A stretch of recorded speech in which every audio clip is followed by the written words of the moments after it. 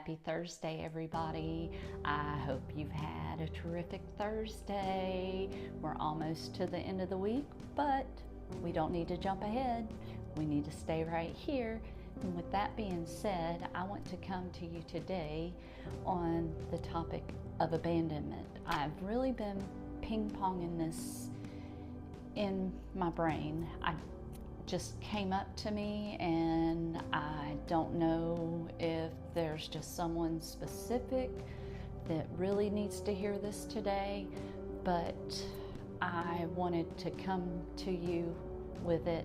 And I have a lot of experience with an abandonment wound, and I didn't really put the correlation with abandonment and emotional abuse together until I really started trying to go within me and find those things that truly were holding me back and robbing me of my peace and my joy. And so that was a big aha moment. And I wrote some stuff down because I think it's very important, and I don't want to forget some of this because it's really good. Anyway, so here's the thing about it.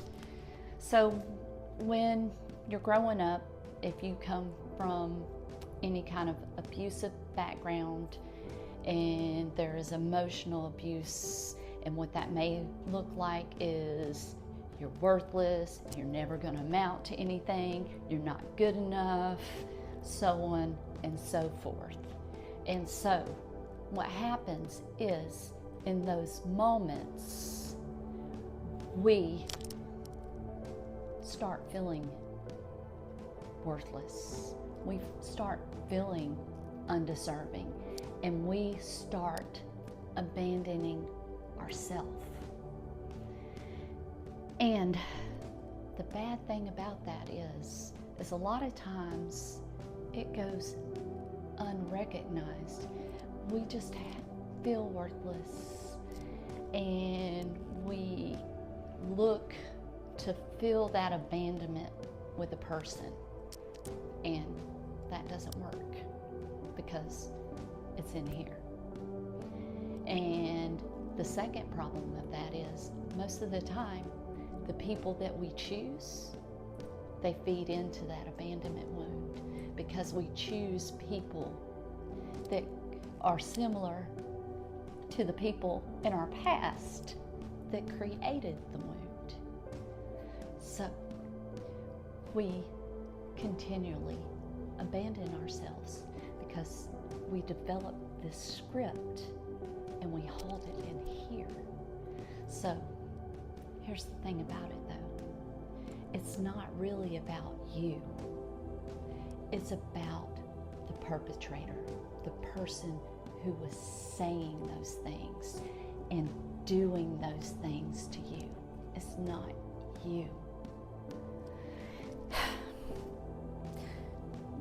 And here's the thing that really, really hit me is that we give up on ourselves.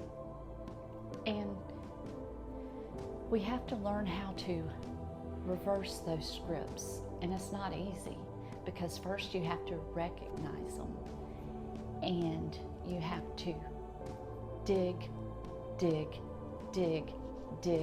and dig until you find where that first wound was planted. Because most of the time, that one wound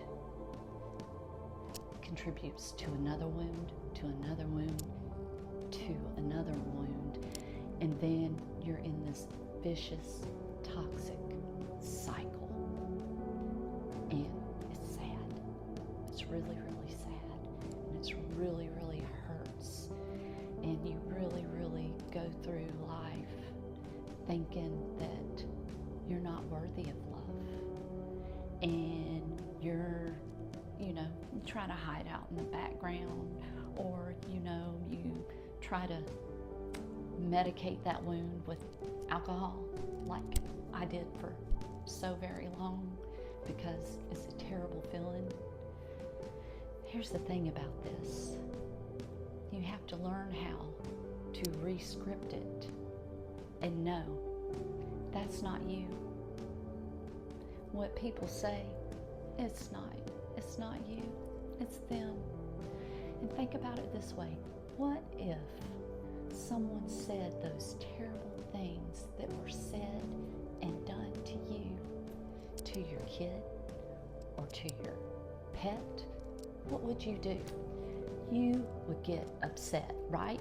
And be like, how dare you?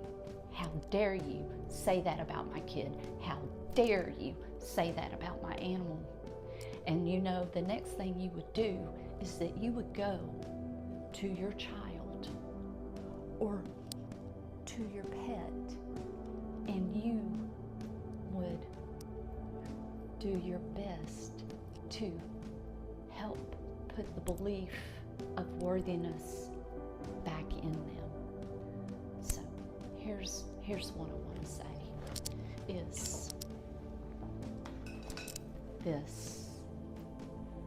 If that is something that you have carrying inside of you, and you may not even know it because it's hidden under something else, it can be healed. It can be. I know. It's not easy. It hurts. It's painful. It's ugly. But you have to put that worthlessness where it belongs, back on the person that created it. Okay? So, I hope this helps someone, because I know it really kind of helped me through my process to be able to recognize that abandonment wound wasn't just from being left or being shipped from one place to another throughout my life, but it was from the words of others. So, next time you start feeling worthless or feeling bad about yourself, stop. Stop and think, why do I feel this way? Where is it coming from? And where does it belong? And I'm going to leave you with that. I hope you have a fantastic Thursday night. And I want to say, let there be love.